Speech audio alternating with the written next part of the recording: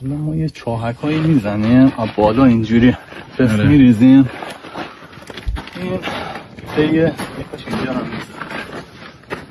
زمان همینجوری که میشونه میاد پایین. این پایین میبینی سیاه کرد، میبینی؟ آره. این پایین که میاد تجمیع میشه اینجا یه عیاری به ما میده. اینجا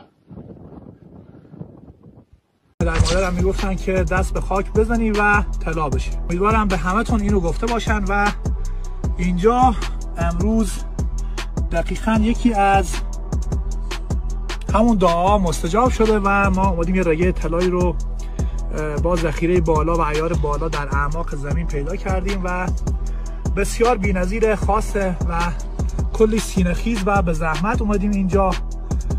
پس دوستان نگن که نمیدونم همینجور آسون همه چی به دست میاد، 2 تا معدن میفروشن وضعشون خوب میشه. اینا همه نتیجه 19 سال تلاش شبانه روزی در بیابونای مختلف ایرانه.